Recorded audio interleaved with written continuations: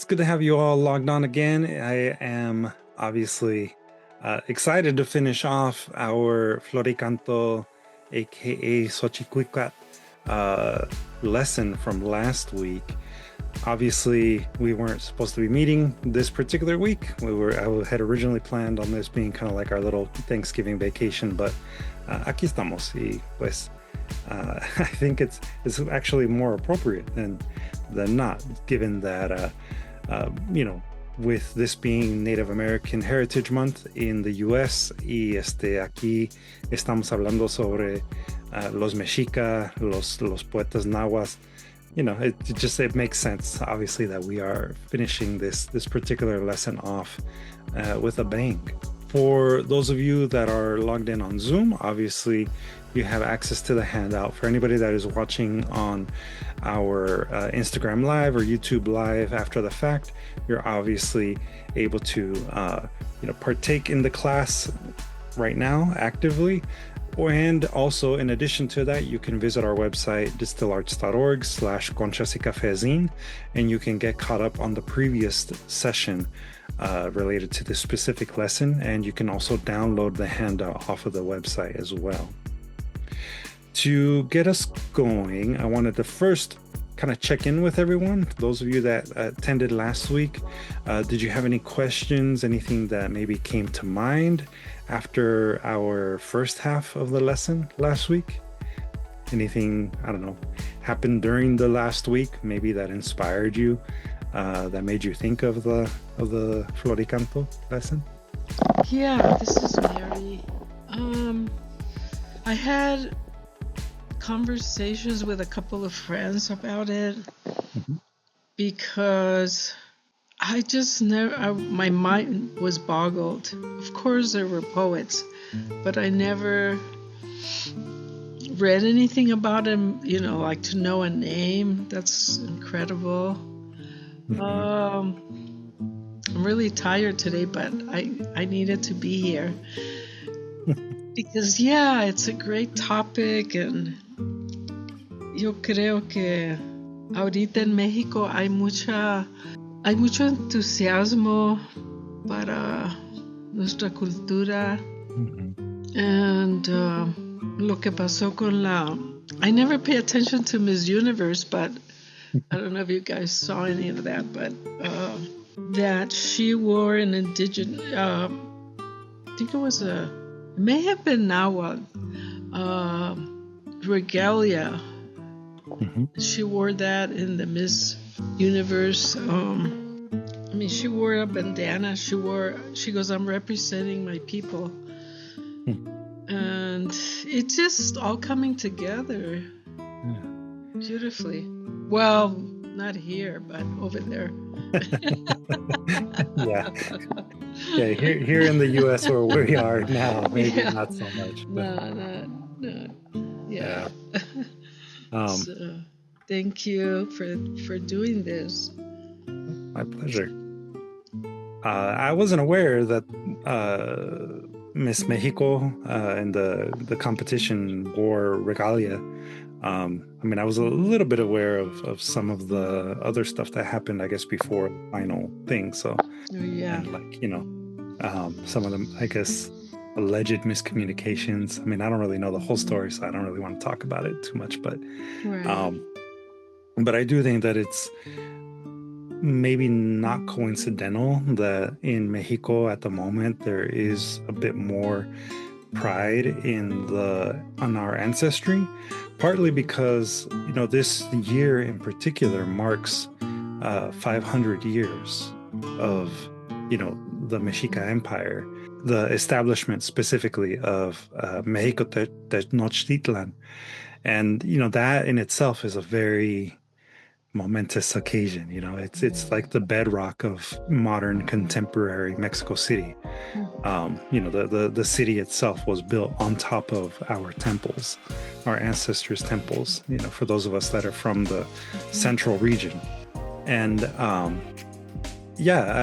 think that given the theme too of the current Conchas y Café series, birds and galaxies, pájaros y galaxias, there's I just felt like it was appropriate to introduce everyone, who maybe weren't as familiar with it, with the concept of the Xochicuicatl and, how multifaceted it is.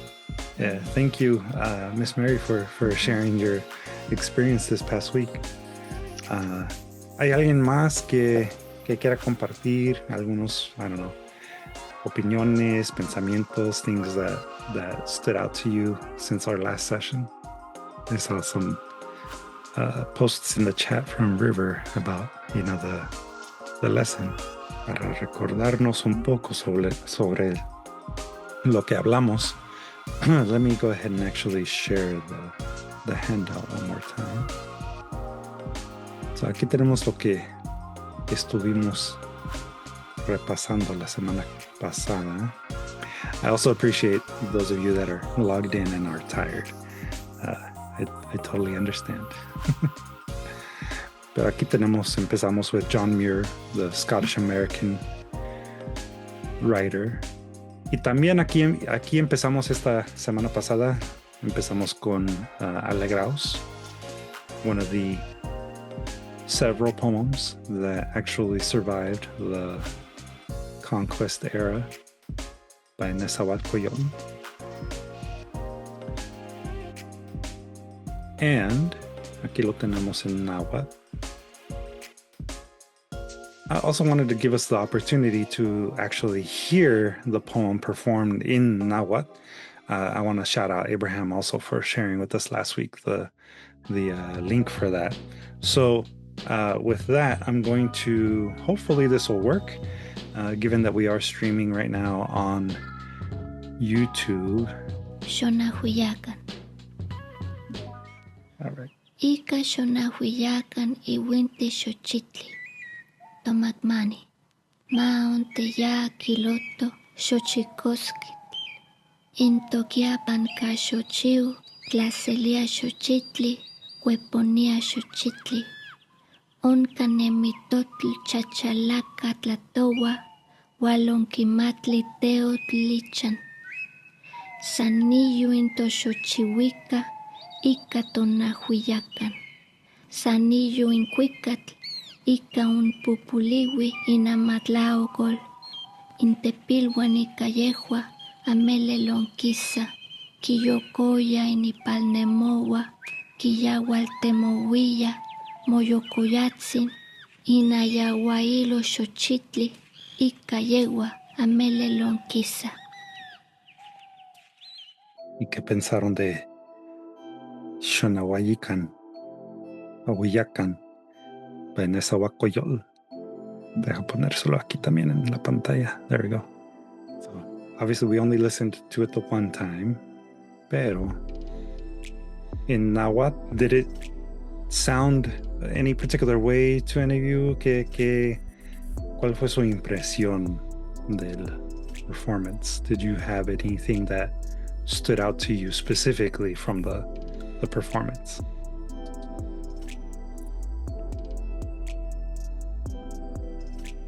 It had a soothing glow. Can appreciate the description, River. Thank you. Of course, here we have it in the translations. Abraham? Just like what we have done many times, that we translate poems. Sometimes they work, sometimes they lose some of the magic, sometimes they totally don't work. But this one does have that kind of sounds, right? That go together with all the words. Well, in English or Spanish, they do sound more of I understanding what you're saying, but the sounds are a little bit lost of the rhymes, right? How each of the words sound, which I really enjoy. Mm-hmm. Yeah, I mean, I could make an attempt reading the first line in Náhuatl. I mean, I don't speak Náhuatl. I'm not 100% familiar with the phonetics, pero hay que compararlo, ¿verdad? Ika Xon Ahuillacan iwinti Xochitli, en comparación a alegraos con las flores que embriagan, en comparación con rejoice with the flowers that intoxicate. I mean, obviously the various layers of translation aquí, pues, they're going to affect our ability to perceive the poem in a particular way, no? Yeah, I think the flow it's even different. The other one's more like, you know, like old school flowery kind of a Spanish tone to it. And the other one has more like tic-tac, tic-tac, kind of a different pace to it. ¿Entre cuáles? ¿El inglés o...? So I think the Spanish has and the English have kind of the same pace. They flow like a little straight and more smooth. The other one has more of a tic-tac kind of some like going a little faster. And I really see that and it's just again the beauty of the languages, right? Yeah, that's very true. Yeah, I guess you could see how. I mean, a ver, Icachon, Huiyacan, Iwinti Xochitl, Tomacmani, Maon Teya Aquilot, Xochicosquit, In Toquiapan, Xochiu, Tlacelia Xochitli, Cueponía Xochitli, Oncan Nemitototn, Chachalaca, Tlatoa, Hual On Kimati, Teo Ichan. And that's just the first half, right? And then again in Spanish, alegraos con las flores que embriagan, las que están en nuestras manos, que sean puestos ya los collares de flores, nuestras flores del tiempo de lluvia, fragantes flores, abren ya sus corolas. And then in English, rejoice with the flowers that intoxicate, those that are in our hands. Don now the flower necklaces, our flowers from the rainy season, fragrant flowers, now open their corollas. I don't think I read all the way through to the halfway mark, pero you probably do get the sense, right, of how language can affect the rhythms and pues todo, ¿verdad? So again, to just kind of review what we had talked about last week, we talked about, the long history of poetry in pre-Hispanic Mexico, modern day Mexico. And, in talking about the history, the long history of poetry within Mexico, pre-Hispanic Mexico specifically, I wanted to make sure that we acknowledged that this is only one type of poetry, right? This is only one specific culture's poetry that we were discussing this time around. And that's partly because the other cultures, the other indigenous groups of Mexico weren't as large at the time of the encounter with the Spanish as the Mexica. The Mexica were the people also known as Aztecs who spoke Náhuatl. And because that empire was the strongest empire at that time, during that time period, they're the ones that had ultimately the last word. It's also worth remembering, too, that Náhuatl is still spoken. It's not a dead language. And I'm sure there are still, to this day, Náhuatl poets that are writing poetry and music and other forms of, Xochicuicatl in Náhuatl. Just like there's still, to this day, people that speak Zapotec or people that speak Otomi or Purépecha or, the Quechua Maya, Quiche Maya, excuse me. So the indigenous people of Mexico still exist. Their languages are still being spoken, although it might be, a little less and less as every generation goes by. That's why it's important that we remember these things and that we be exposed to them, especially for those of us that identify as part of that culture, as part of our ancestry.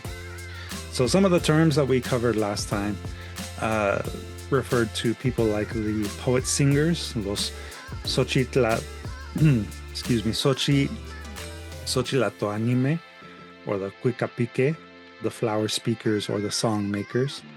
Y también hablamos sobre las distinciones que existen en la poesía náhuatl, cuáles son los netotilitzin y los masewalitzin. Los netotilitzin son, se puede decir, poesías seculares. The secular type of poetry that was more common is the netotilitzin.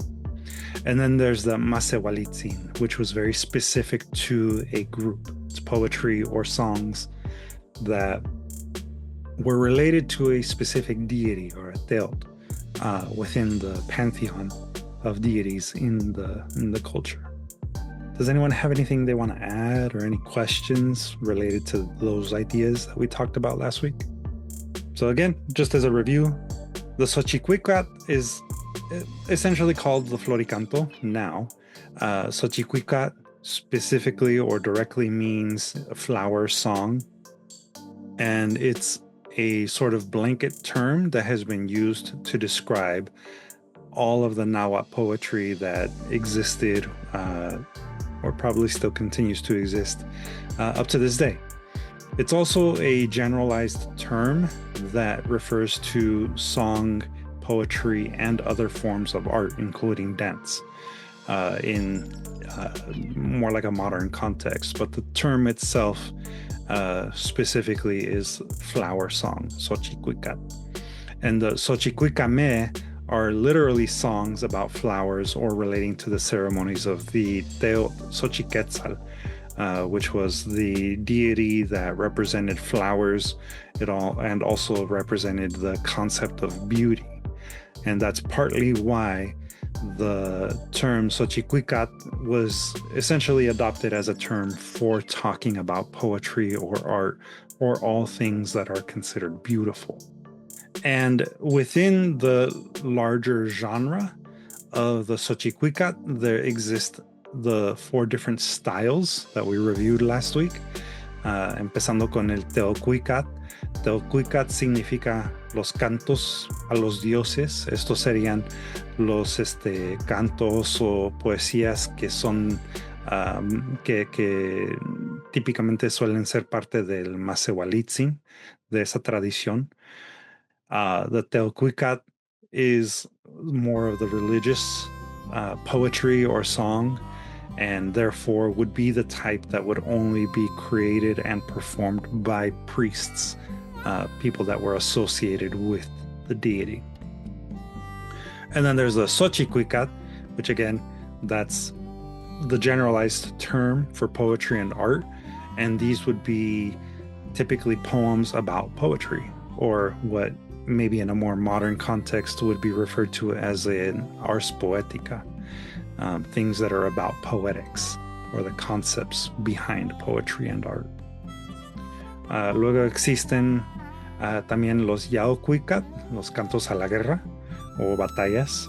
The Yaocuicatl would probably also be used to maybe create like a historical record of different battles, wars that were won, or even warriors. Y de esa manera puede ser algo un poco más secular in nature. Y luego también el Icnocuicatl, cuáles son los lamentos, cantos a la angustia. And, that's a fairly common form of poetry across all cultures, the lament, just like, poems about love and beauty and art. So these sort of like styles of the Xochicuicatl, they're styles that we would find in other regions, in other areas across the world. So they're nothing that I would say is unique specifically to the Mexica or to any other culture outside of the approach that the Xochicuicatl would typically take. And then when it comes to the approach, obviously there's certain culturally specific things that would make them specifically the Xochicuicatl. And last week we ended more or less on this section here, where estábamos hablando sobre las características poéticas que se ven más en el estilo del Xochicuicatl, o el género Xochicuicatl. The first page of techniques that we had looked at are fairly common in other forms of poetry as well. So things like the repetition, the use of repetition, refrains or choruses, those are things that are common to other forms of poetry in other nations across the world and cultures. También el paralelismo es algo que es común en poesía, pero es una de las características que sí se ve más en este género de Xochicuicatl. When referring to parallels, it's the repetition of ideas done in different ways. And that's one way in which you can see how a parallel is structured. You might be saying the same words or the same concept, but kind of switching it up each time. There's also keywords or themes, concepts that are going to be a part of the particular poem. And then there's the use of interjections. And when I talked about interjections last week, I talked a little bit about how in some cases it might be a second voice or a third voice. Estas voces, las voces secundarias o como sea, they would be typically like a call and response kind of structure, en donde hay que decir el narrador o el cantante principal dice un estribillo o algo así, y luego hay una contestación. That's another way in which you might have seen how interjections would be used in the poetry of the Xochicuicatl. And that's something that you could probably also find in like other religious ceremonies. If you think about like maybe a choir, maybe saying one verse or something like that, or a line of lyrics in like a church, and then the parishioners in the church would respond back with like an amen or something like that. Are there any questions so far acerca de estas características que acabo de mencionar? Now, this is where we spent a good part of our time last week. Yeah, it is similar to music lyrics. That's a good way to think about the Xochicuicatl.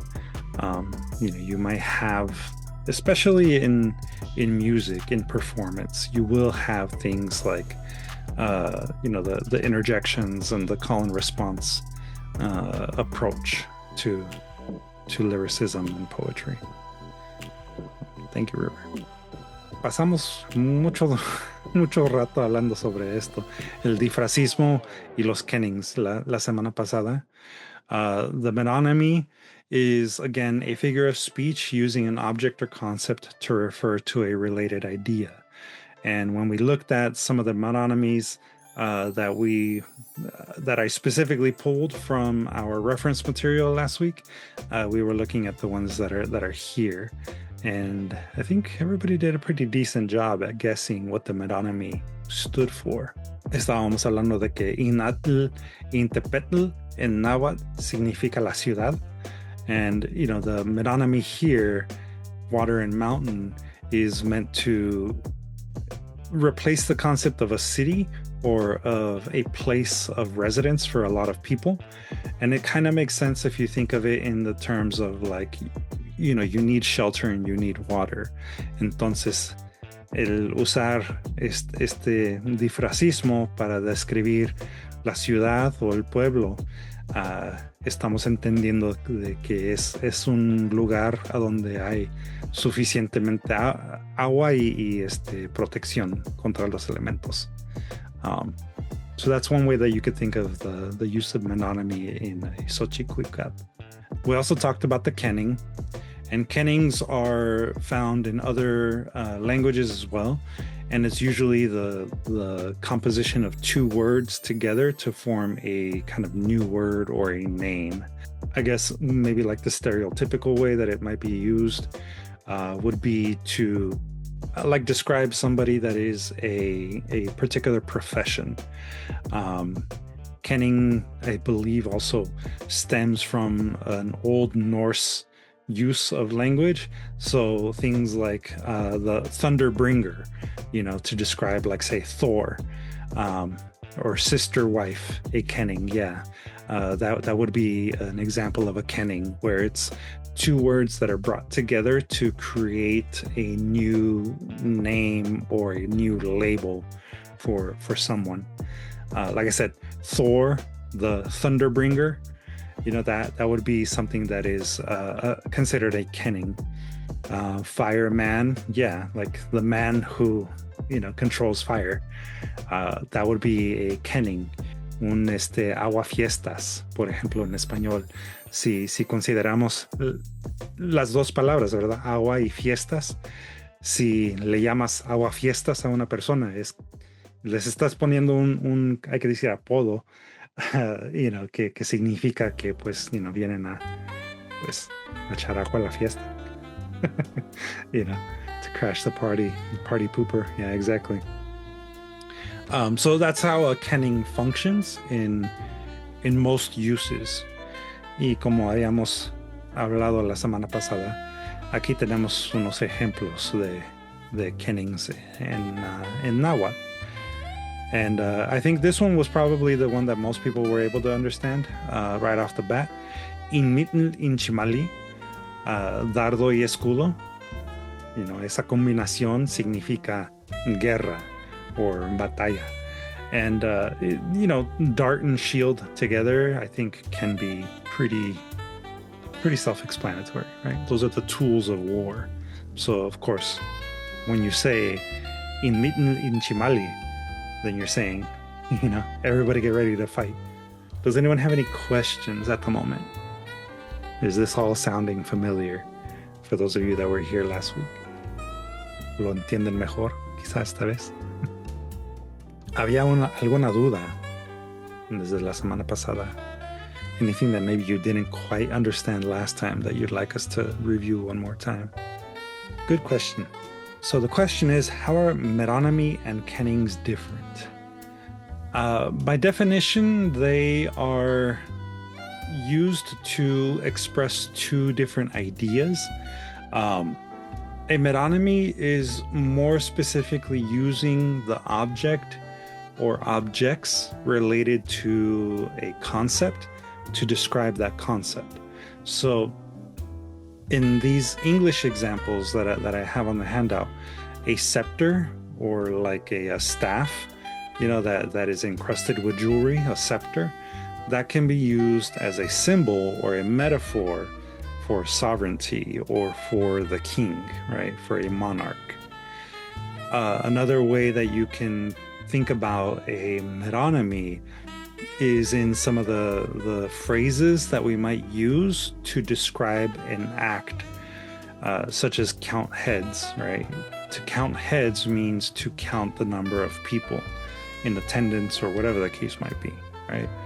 Or like this example here of using the bottle, quote unquote, as the idea of drinking an alcoholic beverage. You say the person hit the bottle hard. You're saying that they're getting drunk. And that's how a metonymy typically works. You use an object that is related to the concept. In the Náhuatl expressions that we looked at, it was a little bit more nuanced. So it wasn't a perfect metonymy in the way that like it is in English. But like if we were to, again, look at the difference between a metonymy and a kenning is more of a way to name something. So you're using ideas to give a name to or an attribute to a specific person or maybe another object or idea. So here in the examples, at least that relate to what we've been discussing, eagles and jaguars were the two classifications for the warriors of the Mexica. Entonces, un águila y un jaguar juntos sería un guerrero, right? The eagles and jaguars are warriors. This is just a way of referencing a warrior. The term Xochicuicatl, it means flower and song. And so that became a kenning for poetry and art. Yeah, that's I think a good example. River, to say he wifed up or she wifed up would mean they got married, right? If you get or like cuffing, I know that's a term that's used. It's like a slang term that's used in the East Coast when it's cuffing season. It's the season of going out and finding a partner. And then to say a sister wife, a person is a sister wife, then yeah, that would be more of a kenning, because that's a label that they have been assigned. Yeah, so hopefully that makes sense. ¿Cuál es amante de lo ajeno, Abraham? Ladrón. Ladrón. Ah, yeah, there you go. Yeah, I guess River makes a good point. They could be considered subsets of metaphor. So they're a type of metaphor, a more, creative way of creating metaphors out of nothing. That's a way that you could think about it. Like in some of these examples in the Náhuatl, if we look at the scorpion, the nettle, this particular phrase, Incolotl intzitzicatzli,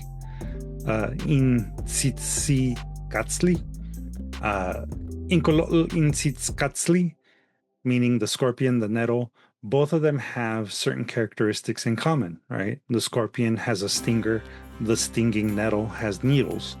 So as two things that create discomfort or pain, for it to be a way of talking about the consequences of something, or like like discipline, right? That makes sense because they're related to the idea that it's describing. So does that help? Does that clarify a little more?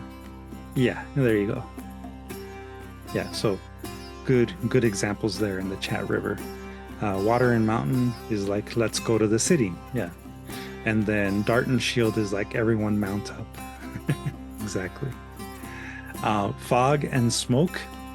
Él es de niebla y humo. Do y'all remember what this one was? In Náhuatl impoctli. ¿Quién se acuerda? He's the fog and smoke type. No me digan que ya se les olvidó. So, fog and smoke in Náhuatl impoctli means fame. It's obviously a bit more of a culturally specific one. You were close, Abraham. But yeah, I mean, culturally speaking, for the Mexica, for the people that spoke Náhuatl, they would have understood niebla y humo as fame. When those two things are together, they indicate a sense of spectacle, a sense of fame. He's the shit, or he's hot stuff. I mean, it's in that vein, but it is more like a sense of celebrity. It's a person that is well known because they're an entertainer. The it girl, yeah, sure, the it girl.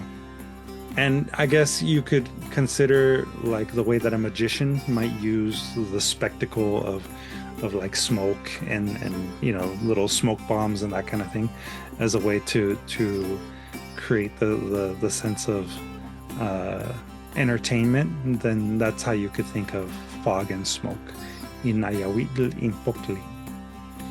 El otro, Mixtitlan Ayahuititlan, the in clouds and mists, and nubes y nieblas, that one was the one that Abraham mentions. It's mysterious. So again, something that is kind of shrouded in clouds and mists or in fog, the shrouding effect, the Mixtitlan Ayahuititlan, those conjugations make it more about the act of or being in a shrouded environment, and that would have been mysterious. And then the other one, what was the other one? Oh, the bag and box, yes. So en morral y caja, toco, petlacalco. That one, do y'all remember what that one was? Cloak and dagger, yeah. En nubes y nieblas, cloak and dagger. Topco petlacalco. A ver, ¿quién se recuerda de este? ¿Qué significa ese? It's in the bag and box. Mm-hmm. Thank you, Abraham. Yes. So that one's a secret. When something is in the bag and box, it means that it's a secret. It's something that is hidden or a secret that's being kept. And that one, if you think about it, it's about, exactly, being zipped up tight, lock and key, exactly. So those would be some phrases that are used in English to talk about something that is being hidden away.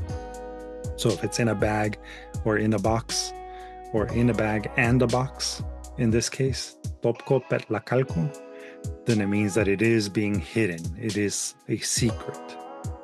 Muy bien. Any other questions? Anyone else want any other clarifications?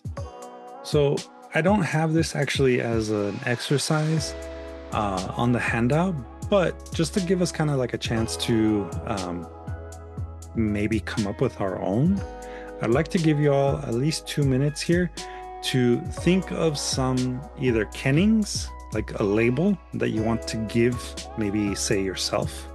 If you consider yourself a warrior, right? You'd be the eagle and jaguar. But think of like, you're naming something and use a kenning to name that thing, whether it's a dog, another individual, maybe a box, place where you want to keep your secrets. Create a kenning and use that to name whatever it is. And let's see if we can figure it out as a group.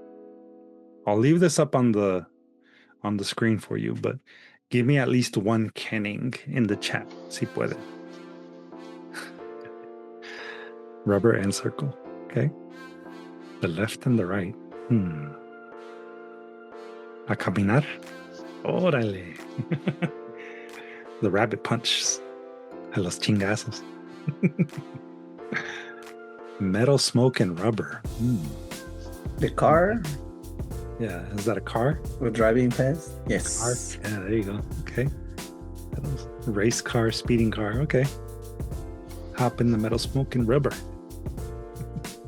A ver, ¿quién más? Anyone else? Any other? Yeah, I can admit it's maybe not the easiest thing in the world, but maybe it'll help a little. If you can't come up with any at the moment, but there you go, the bottle magician. El borracho. Yeah. How about something? This is Dr. Rosie. Hi, I finally got in. Hi, Dr. Rosie. I'm trying to understand what you're doing, because as you know that I wasn't able to get in last week. But how about something like sleeping with poison, like you're dead or you're gonna die?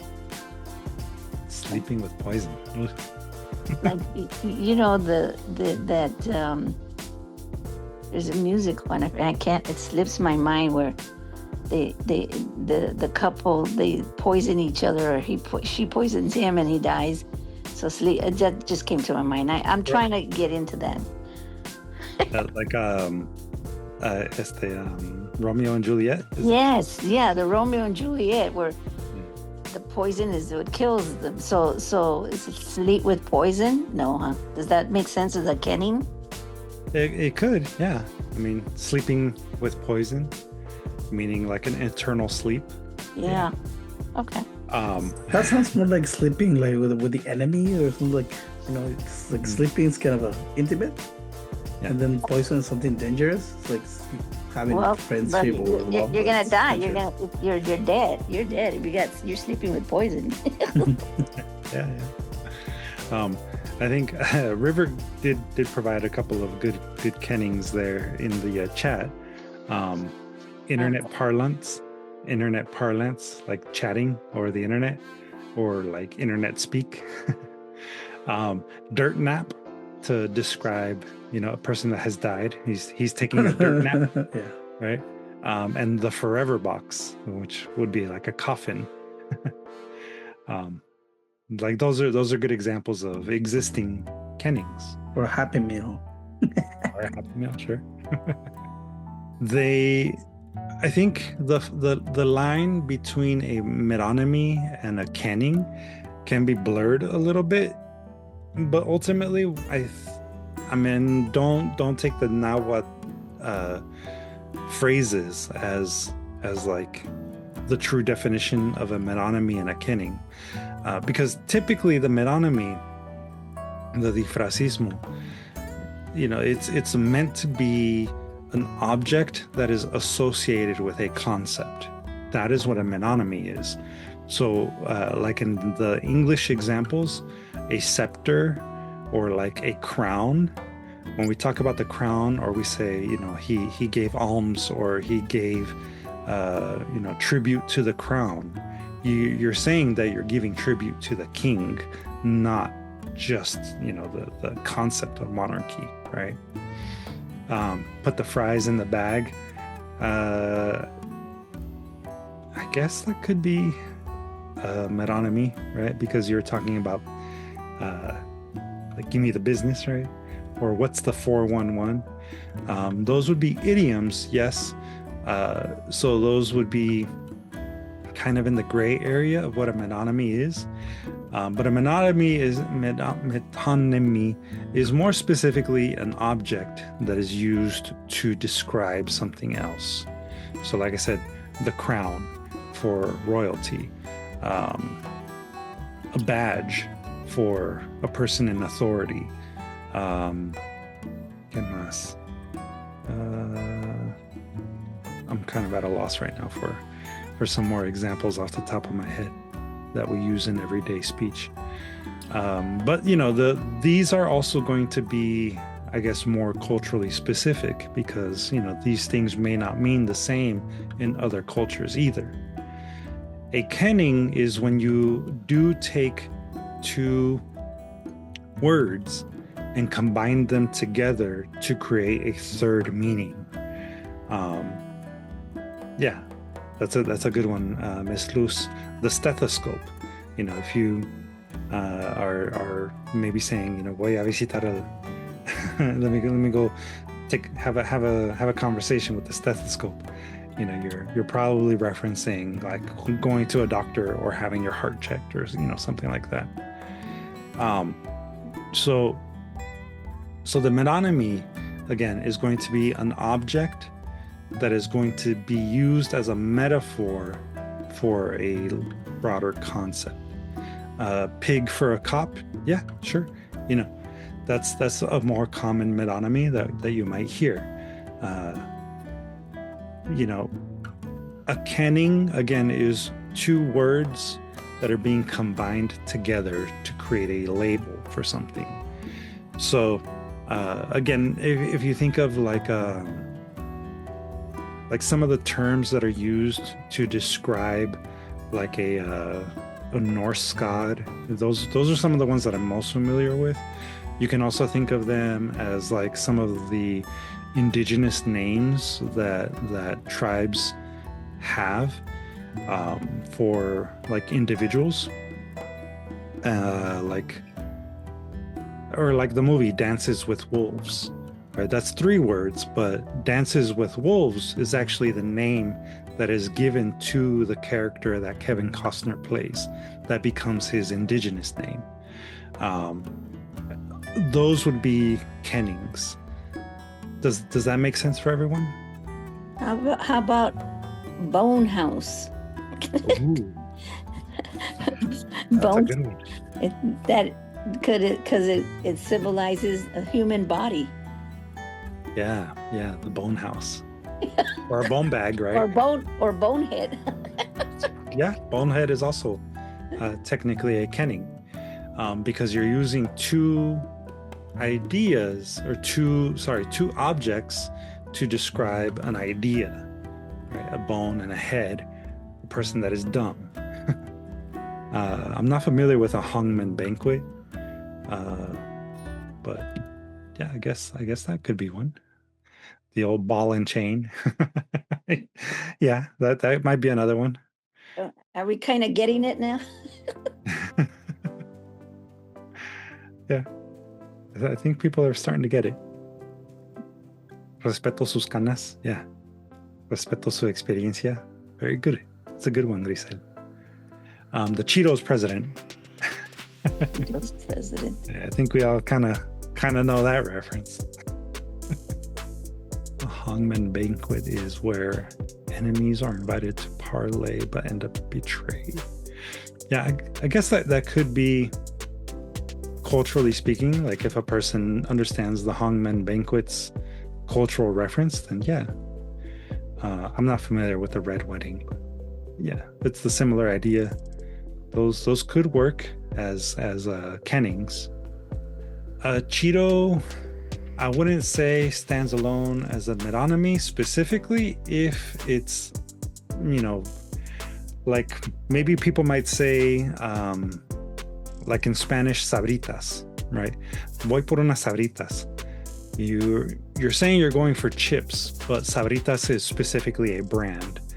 And, you're using that brand as a generalized way of talking about the type of food you're getting. It's like people that might refer to a soft drink, any kind of soft drink, regardless of the flavor, as a Coke. Just give me a Coke, Apparently people do that. I learned recently in certain parts of the country. Or like Xerox. That's maybe another example of a metonymy. I'm going to get a Xerox. It's a copy machine. Xerox is a brand, but, it's used now as a way to say copy machine. So the kenning is it is like a compound metaphors, right? Yeah. Okay. La Virgen de Guadalupe is a symbol during colonization by using La Virgen to represent the Mexica female deity. La Virgen de Guadalupe is generally believed to have been a manifestation of Xochicuicatl, the Mexica deity. Hablar de dientes para afuera as a Chismoso. Yeah, I think that one would probably fall under ser hipócrita. Ser Or hipócrita. mentir. Yeah. Oh, ser hipócrita. As a dicho, I would say that dicho would fall under maybe more the kenning, el de dientes por fuera. I never heard of that, but it's interesting. Yeah, it's a good one. I hope all of this is helping, right? It's, I think, good to ideate together, especially because we will be reviewing some of that. Or, you don't have to, obviously. The homework assignment can take you wherever you go, but I am going to encourage you as part of the homework to explore using one or the other. Pero en fin, lo que no tuvimos tiempo de repasar la semana pasada fue este poema, y por eso hoy tenemos la segunda parte de la lección. I wanted to give a little bit of background also before we read this next poem. This is the last or second to last page on the handout, and this particular poem, which again, all of the phrases and the poems that we discussed last week came from this particular book, the poems 15 Poetas del Mundo Náhuatl, compuesto por Miguel León Portillo. And then the frasismos and the kennings all come from this book right here, El Diccionario del Náhuatl en el Español de México. So these are the two reference books that I pulled all this information from. And al leer sobre este poeta Xayacamac de Tizatlán, aquí como ven, nació, no se sabe exactamente cuándo nació, pero nació entre el año 1450 y 1455. It is known that he was killed in battle, pero no se sabe precisamente cuál batalla ni el año, pero fue antes del año 1500. Y también se sabe que fue gobernante y poeta cuicapique de Tlaxcalán. Tlaxcalán is also where Nezahualcóyotl was actually from. And Xayacamac was one of the participants, we'll say, in the conference of Tlamatini. Tlamatini in Náhuatl means philosophers, and Cuicapique, the poets. So this was the Poets and Philosophers Conference of the year 1490. So he was one of the people who was there for this specific conference. And just like other conferences, I guess, even today, the purpose of it was to specifically discuss and record poetry.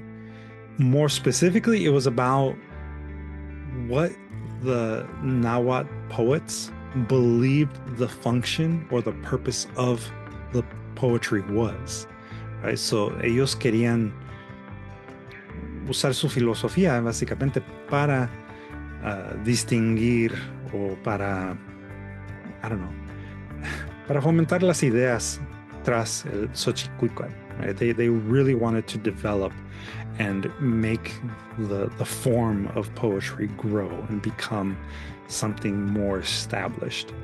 Y I guess as a reminder, you know, the year 1490 was 2 years before Christopher Columbus sailed the seas and arrived in the West Indies, not even in Mexico. So we're talking about approximately 50 to 60 years before Hernán Cortés arrived in the Central Valley of Mexico. So this was happening well before the Spanish incursion into Mexica, Tenochtitlan. It's also pretty cool. Yeah, definitely pre-internet.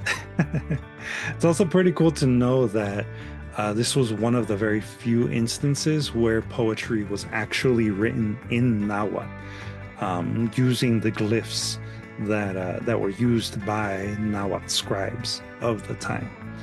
Y la única razón por qué esto existe hoy es porque el fray Bernardino de Sahagún had the forethought or you know the interest in preserving the language of the time, right? So this work, it exists as part of the Cantares Mexicanos, and you can actually visit this and see it in person at the Mexican National Library in the Ciudad de Mexico. So again, you know, I think it's really, really cool personally to think that en ese tiempo también tenían sus conferencias y sus ideas sobre qué significa la poesía. All right, all that background now out of the way, do I have a volunteer? ¿Hay alguien que quiera leer para nosotros, ya sea el español o el inglés? Oh amigos, os ando buscando. Oh friends, I search for thee. Do I have a volunteer? I could do Spanish. Okay. Whenever you're ready, Giselle. No, okay. Oh amigos, a vosotros os ando buscando. Recorro los campos floridos y al fin aquí estáis. Alegraos narrar vuestras historias. Oh amigos, ha llegado vuestro amigo. ¿Acaso entre flores vengo a introducir la flor del caldillo y de huicle, las flores menos bellas? ¿Acaso soy también invitado, yo menesteroso, oh amigos? ¿Yo quién soy? Volando me vivo. Compongo un himno, canto las flores. Mariposa de canto, surjan de mi interior. Saboréenlas mi corazón. Llego junto a la gente. He bajado yo, ave de la primavera. A la tierra me acerco, extendiendo mis alas. En el lugar de los atables floridos, sobre la tierra se levanta, brota mi canto. Aquí cultivo cantos, junto he brotado. Solo amontono tierra, con cuerdas de oro ato, mi vasija preciosa. Yo que soy vuestro pobre amigo, solo atisbo las flores, yo amigo vuestro. El brotar de las flores matizadas, con flores de colores he techado mi cabaña. Con eso me alegro en las sementeras del Dios. Allá alegría, Si de veras te alegrarás en el lugar de las flores, tu ataviado con collares, Señor Tecayuatzin, ¿acaso de nuevo volveremos a la vida? Así lo sabe tu corazón, solo una vez hemos venido a vivir. He llegado a los brazos del árbol florido, yo florido colibrí. Con aroma de flores me deleito, con ellas mis labios endulzo. Oh dador de la vida, con flores eres invocado. Nos humillamos aquí, te damos deleite en el lugar de los floridos atabales. Señor Xochicuicatl, allí se guarda el tamboril, en la casa de la primavera. Allí te esperan tus amigos. Yoamanatzin, Micohuatzin, Ayocuatzin. Ya con flores suspiran los príncipes. Thank you, Grisel. Y en inglés. Exactly. Todo lo sin. Do I have a volunteer that would like to read it in English for us? Is that Miss Mary? Would you like to give it a shot in English? Sure. Let's see. Let's see. I can make it a little bit bigger for you here. O friends, for thee I search. I traverse the florid fields, and at last here you are. Rejoice, tell thine stories. O friends, thy friends has arrived. It is possible that among flowers I come to introduce the flower of the burrweed and honeysuckle, the least beautiful of flowers. Perhaps I too am invited, the less wealthy of friends. Who am I? I live flying. I compose a hymn. I sing the flowers, butterfly of songs. They search from within me, savor them, my heart. I arrive among the people, I have descended a springtime bird. To the ground I get close. I extend my wings over the place of flowery, sawing fields. Over the soil it rises, my chant sprouts. Here I cultivate songs. Simultaneously I have sprouted. I only pile dirt with golden cords. I bind my precious pot, I who am thine poor friend. I only hint of flowers, thine friend. This English stuff is the sprouting of blended flowers. With colorful flowers, I have roofed my cabin. With that I am happy among the sowed fields of the God. You have happiness. If you really are happy in the place of flowers, you adorned with necklaces, Lord Takeyegwatsin, or perhaps we will return to life anew. This is your heart knows only once we have come to live. I have arrived to the arms of the flowering tree. I, a florid hummingbird, with the aroma of flowers, I am delighted. I am delighted with them. I sweeten my lips. O giver of life, with flowers you are invoked. We humble ourselves here. We bring you pleasure in the place of the flowery sowing fields. Lord Xochicuicatl, the small drum is kept in the house of spring. There your friends await you. Yamonatzin, Micohuatzin, Ayucuatzin. The princes now yearn for flowers. Excellent. Thank you, Miss Mary. And of course, I do have it here also in the Náhuatl. Y como ven ahí tienen su tarea. But does somebody want to give it a try in the Náhuatl? Or shall we just go into the conversation? Ya que ya mero se nos acaba el tiempo. Maybe Abraham can do me the favor and find it. This one is for me. Yeah, that's. Let me see. The things I don't have the typing of this one. Yeah, it's Xochicuicatl. Let's see if I can. I'll give it a try. A ver. Okay, go for it. ¿Cómo me sale? Yeah. Antoknik niwane namek tetemoa by Xochicuicatl.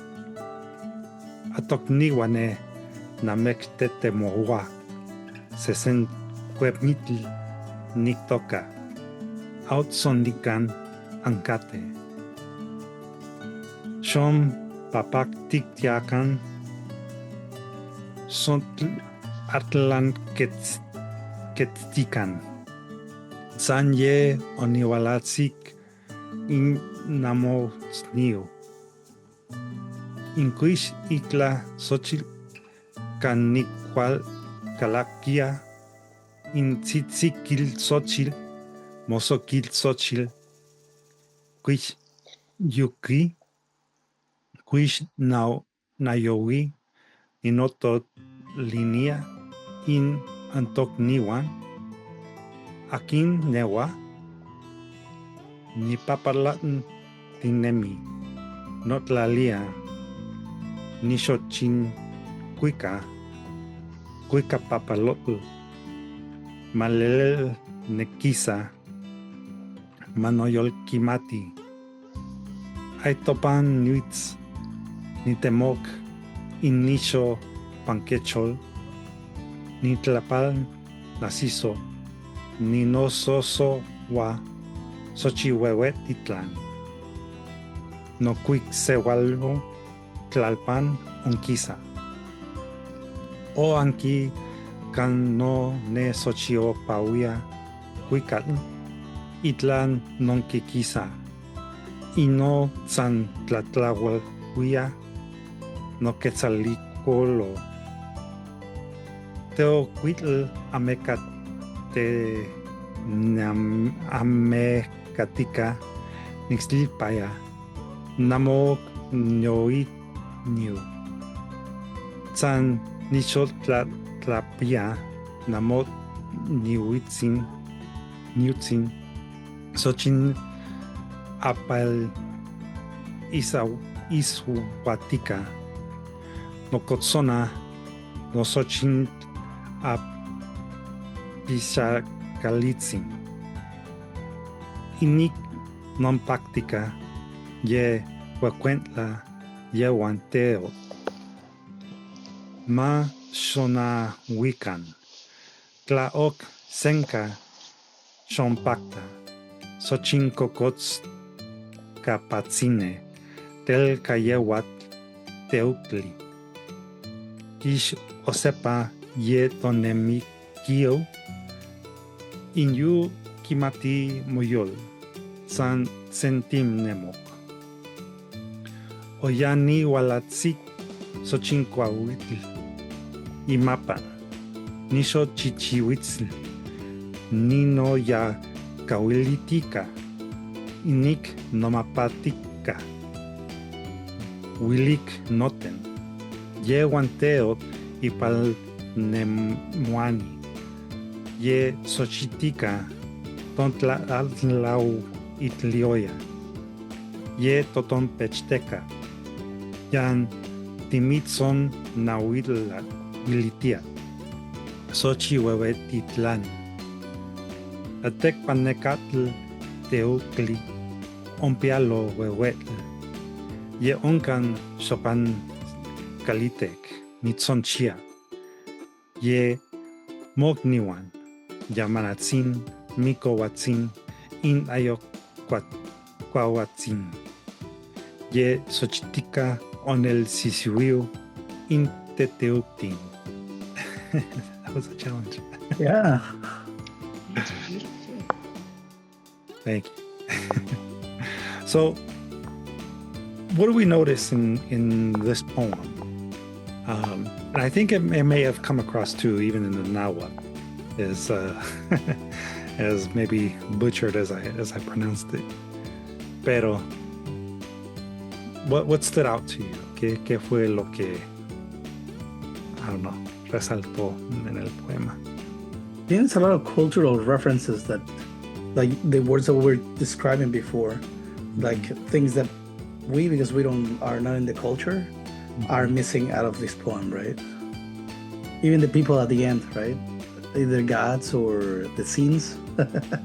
Yeah, los príncipes. Yeah.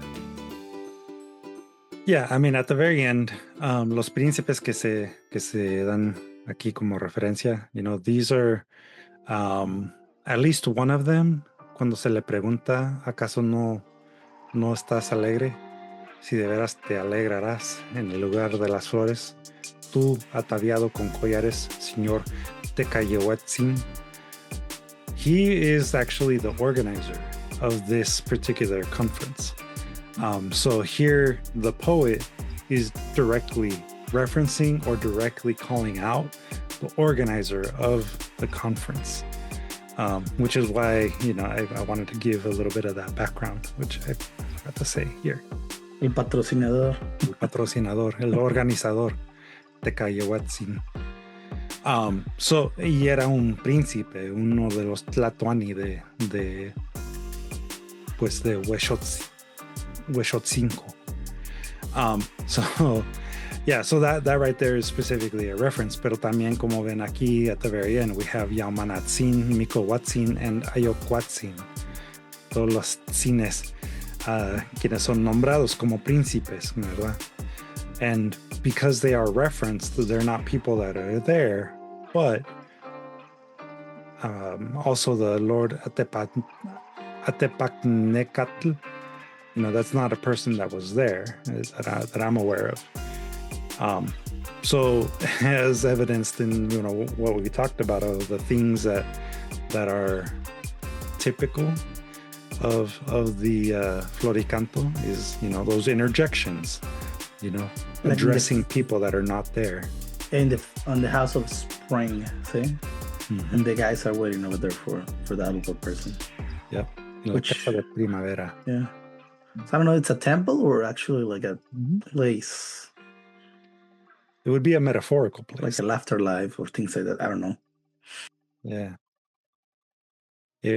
In my impression of the poem, that is a reference to the place where poetry comes from. Yeah, because they're journeying for flowers, which is basically arts. Mm-hmm. Yeah, and poetry, canto. And that's also something to remember, right? This is a Xochiquetzal or Xochicuicatl, Cuicape. Actually, no, more specifically, Xochicuicatl.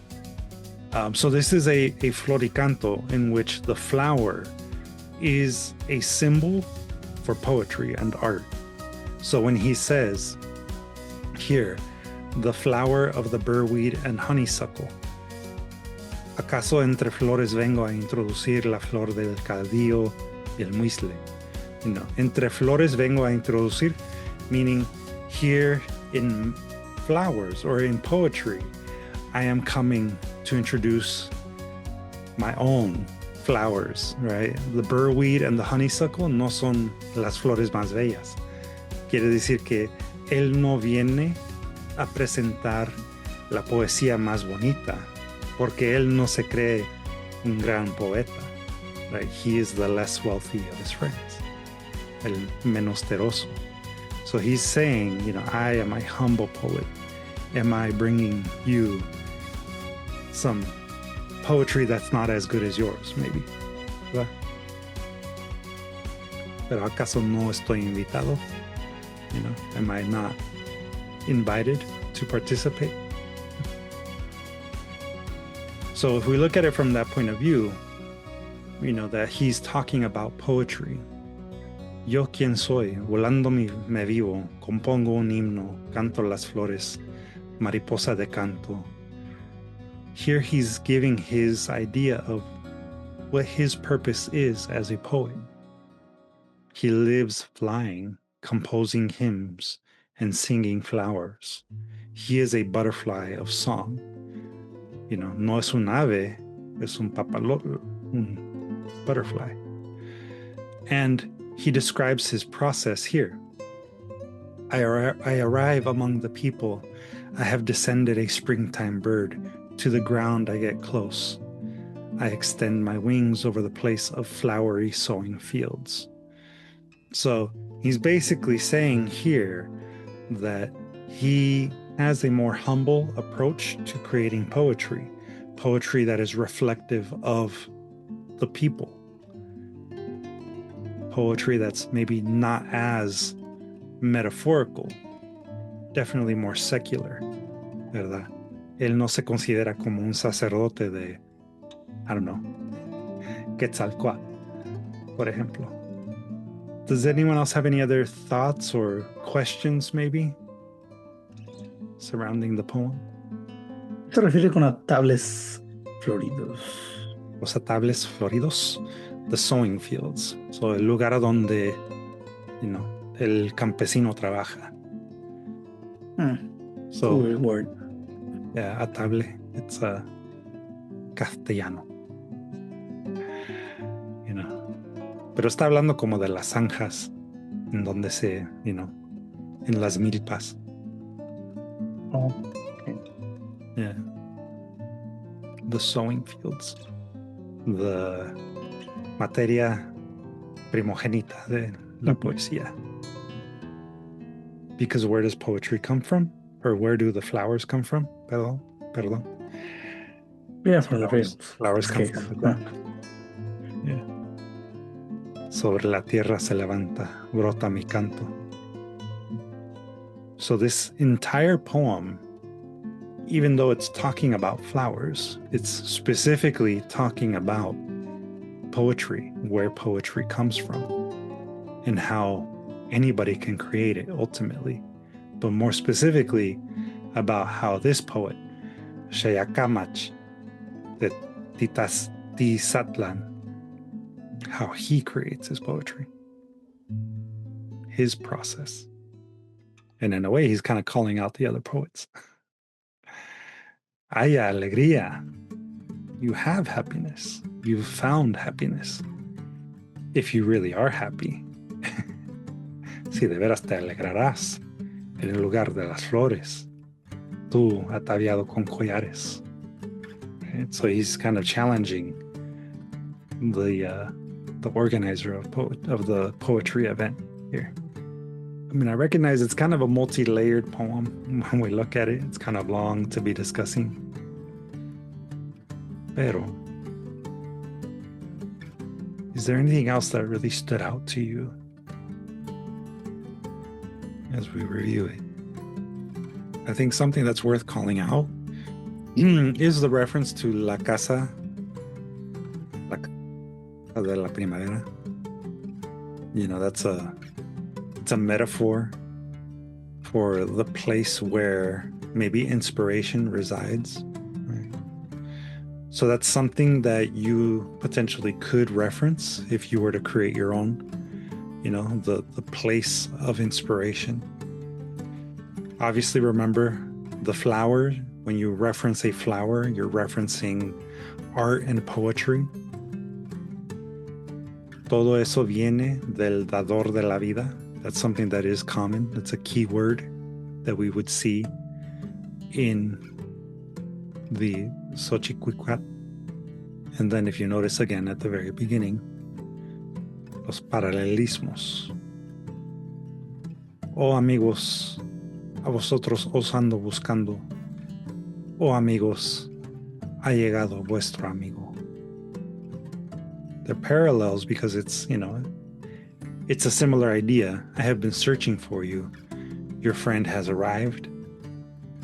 Here you have this parallel that introduces the poem.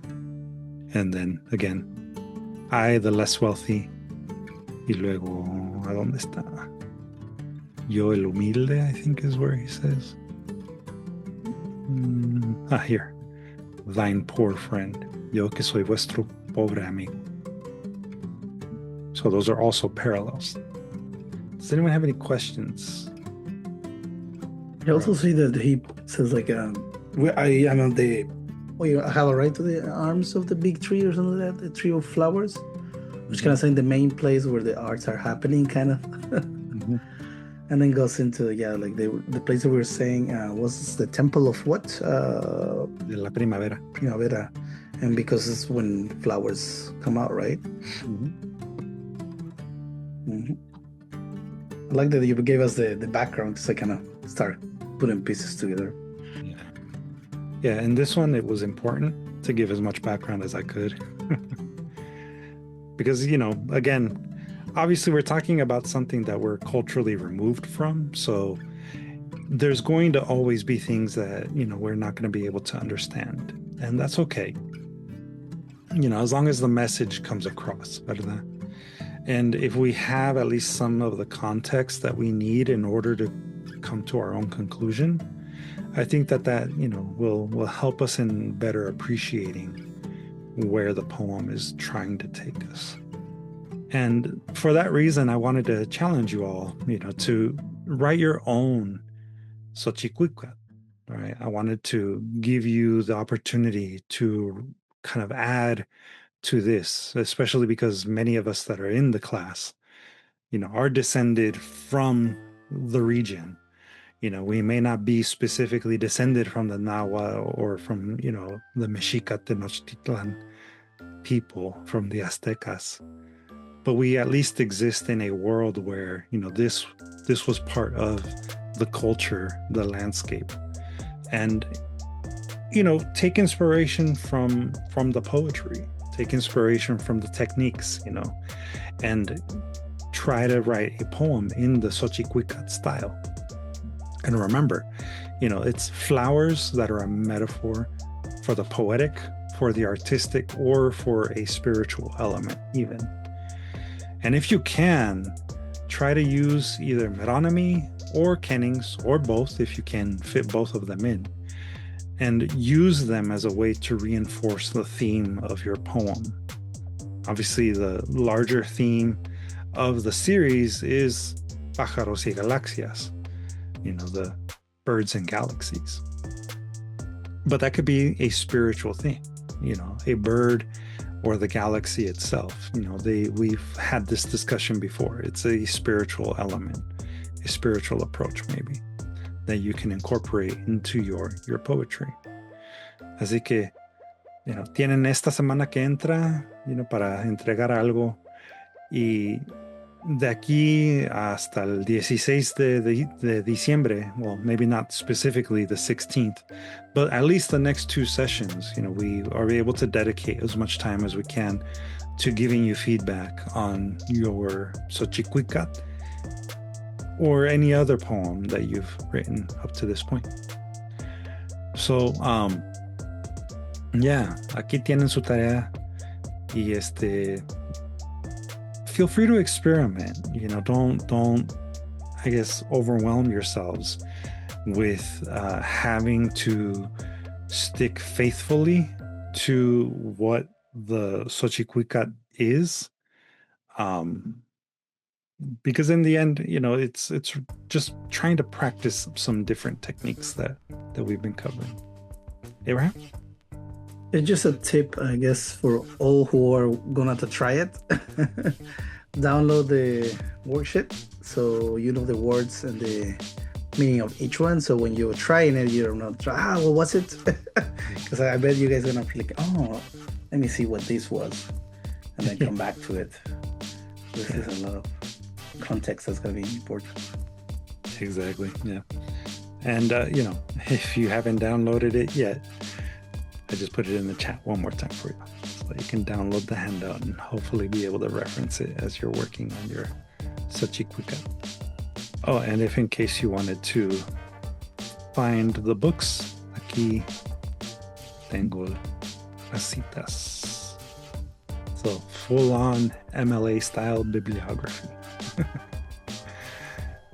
So if you want to check out the books, I've only been able to find them in Spanish, I'm sorry. I don't know if they exist in English, but por lo menos aquí tienen los nombres de los libros que usé. And it would be cool if you could find this poem in Náhuatl. Exactly, Abraham. 100 points for the person who can write it in Náhuatl. All right. Con eso, yo creo que ya nos despedimos. Thank you everyone for logging in this extra session of Conchas y Café. Again, this is the last of the creative writing lessons for the fall 2025 series. Pero tenemos un par de semanas todavía que aún les podemos dar notas, sugerencias, opiniones, lo que necesiten para finalizar sus trabajos. The last day to turn in your writing for potential publication in the next volume is December 16th.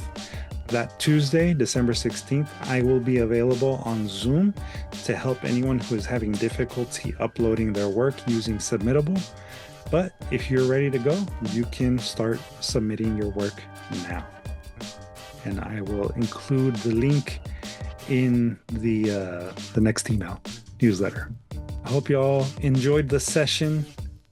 And if you have any questions, feel free to email me. You can also bring them up next week when we meet again.